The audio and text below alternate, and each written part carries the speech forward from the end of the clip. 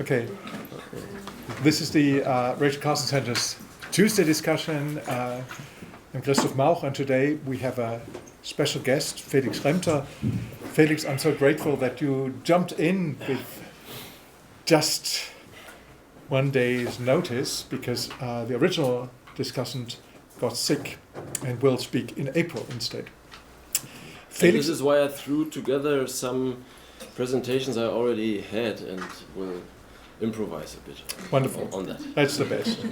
This is a discussion, anyways. But I will say a few words about Felix, even though some of you may know him because he's been at the Carson Center in other contexts. He's done excursions with us. He's done film commenting in our Green Vision series.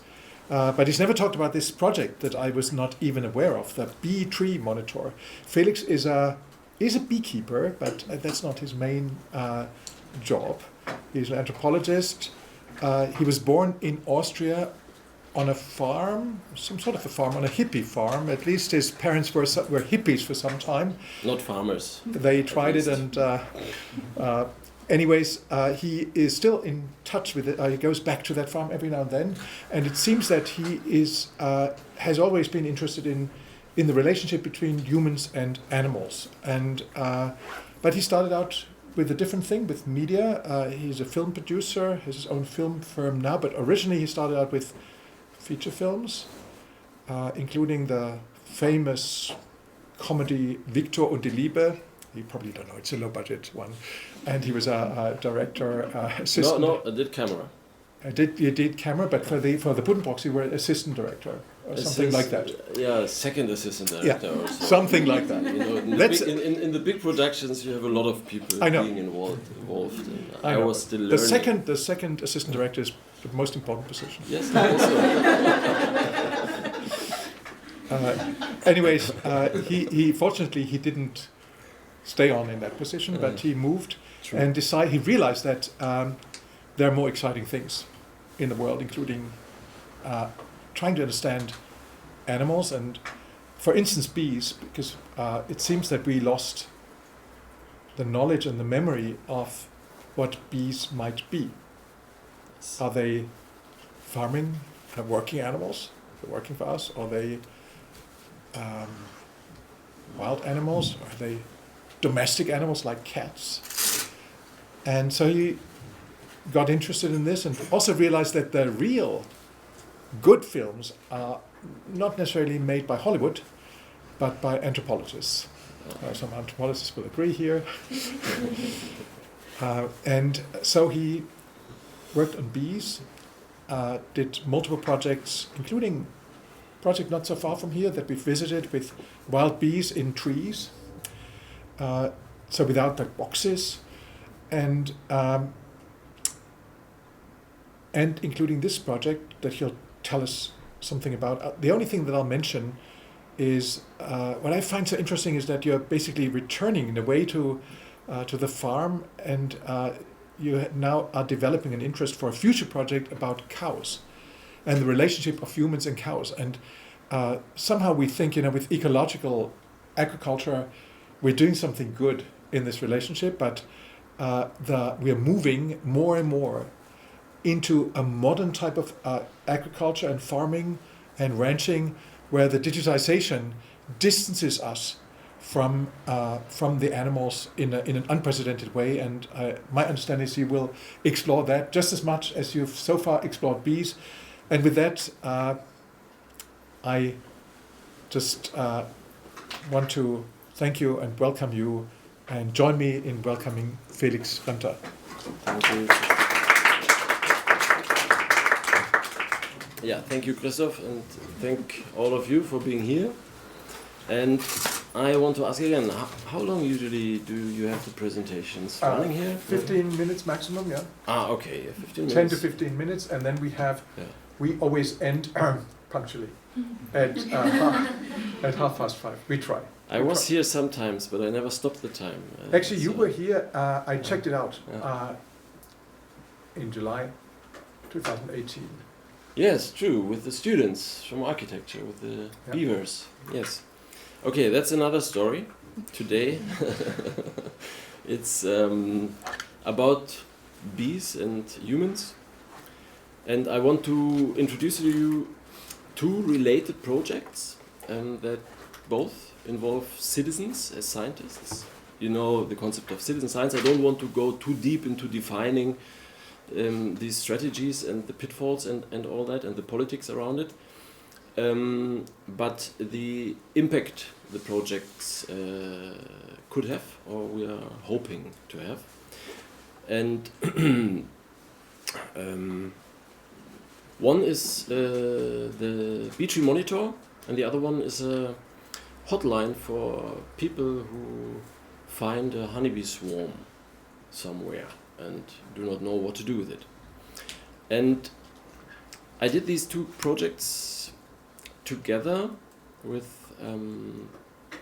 Sebastian Roth in the middle, who's a bee enthusiast and an IT expert here from Munich, and a very engaged physicist and ecologist, Benjamin Rutschmann on the left side, and from the University of Würzburg. And I was there kind of in a double role because I am really interested in moments of scientific controversy. This is what I analyze with a background in science and technology studies.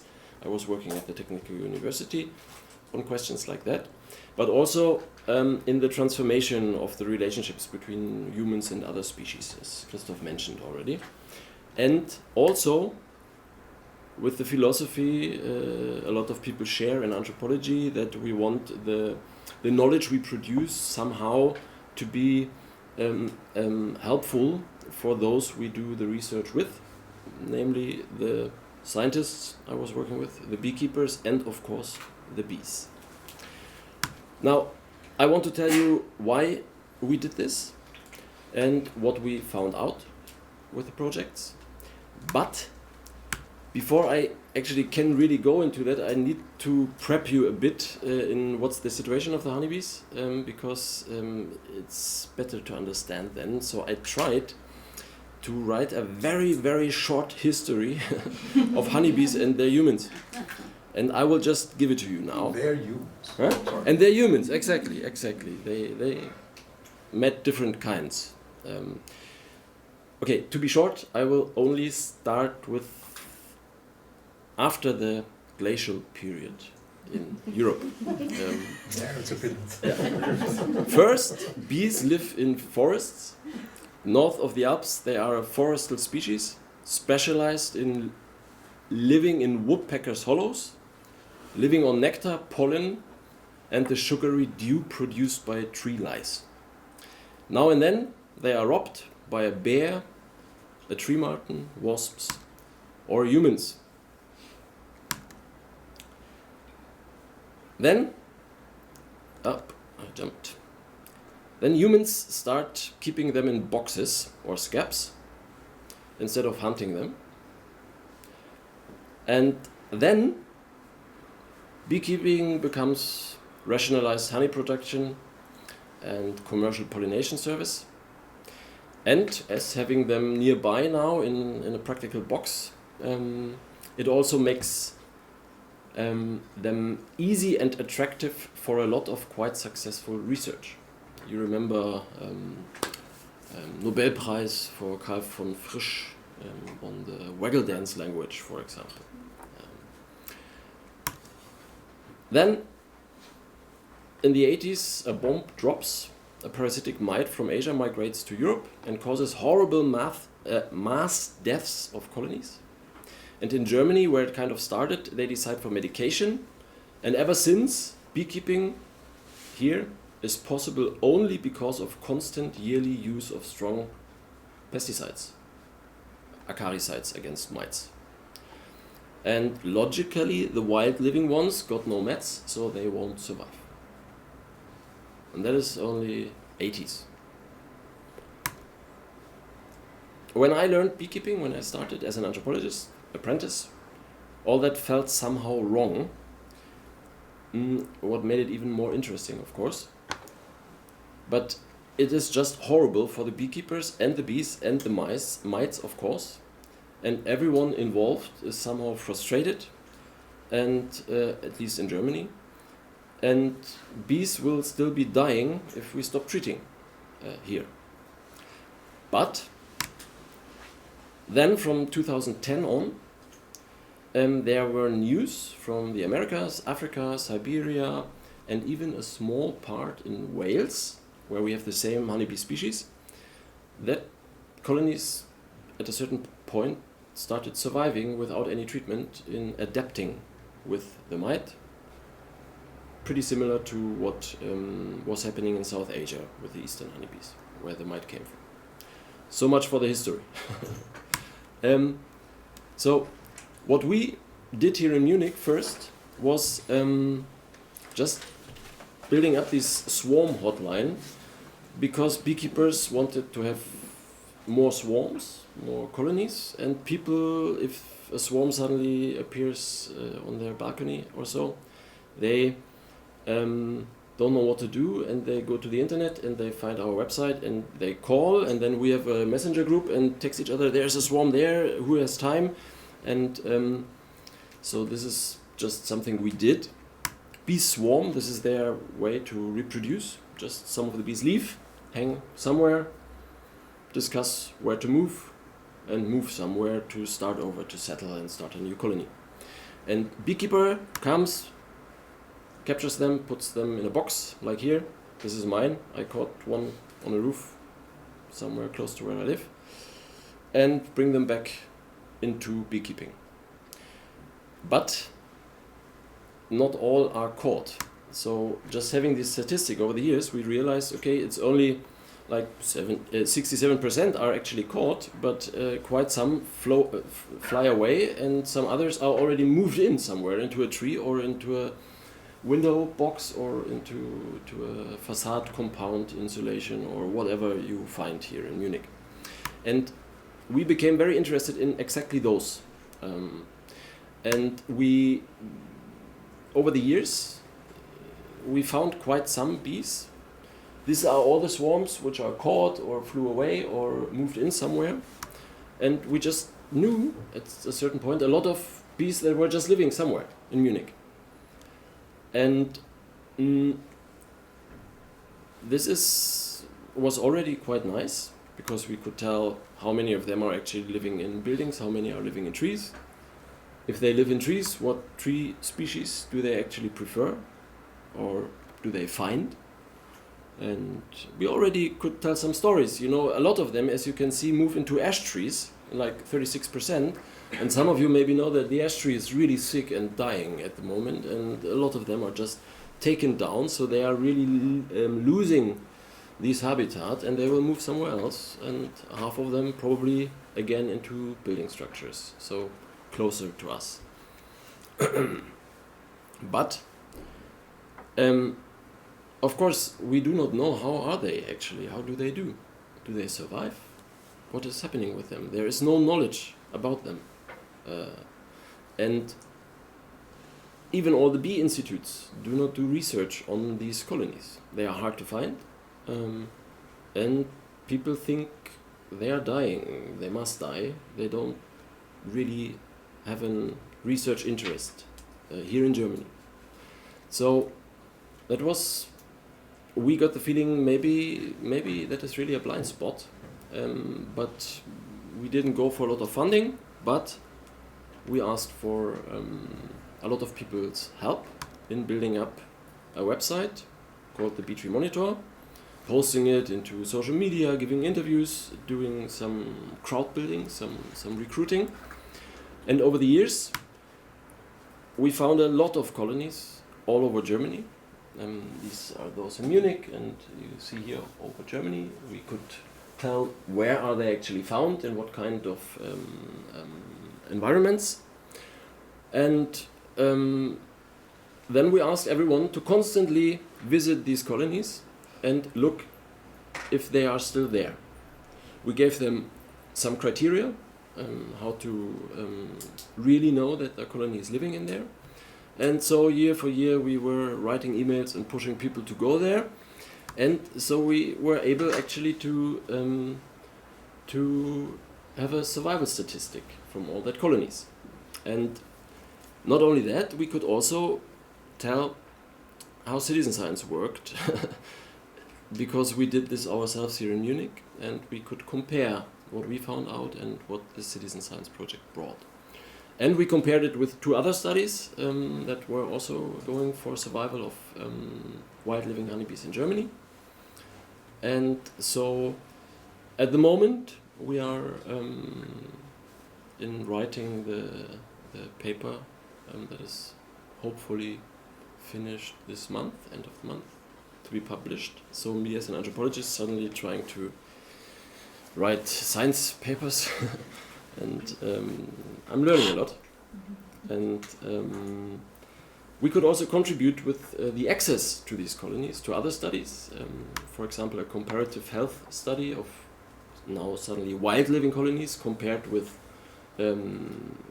managed colonies in apiaries, where because we knew them here in Munich, of course, and there were 3 other areas where they did that, and they compared how many mean parasite loads they have of the parasites, a lot of parasites like viruses and microbes that cause the death of honeybees usually. And all of a sudden we found out the honeybees in beekeeping, they have a lot more, especially of the really dangerous viruses, than those in the wild. So it is not only a health issue why colonies are dying here and not in other parts in Europe or in the northern hemisphere. And currently we are on a point that we don't know why. Why are they actually dying here and not in other places? And people didn't really think about that, but now there is data, there is some pressure into the also into the honeybee science field, with a rising interest actually in what is happening there. And this is important to us out of a few reasons. Here I have a little video for my wrapping up. Because what our goals were actually in doing this, this is one colony in close to the Isar in an ashtray, in an ash tree, not in an ashtray, in an ash tree in a woodpecker's hollow in a former. And this is a video with a mobile phone done through a monocular that we are using to monitor the colonies, because if we want to know if they are still alive, we need to see the pollen. You just saw some disappearing into the hollow, maybe the little yellow spots on the legs, because it could also be that it's bees robbing a dead colony, or bees looking for a new place to move in, and then it's not a colony that survived, of course. These are some of the tricks we needed to learn. But okay, I think you somehow already got what we were trying to do. We wanted to intervene into a scientific controversy that is going on at the moment, where people are actually arguing about the domestication status of the species.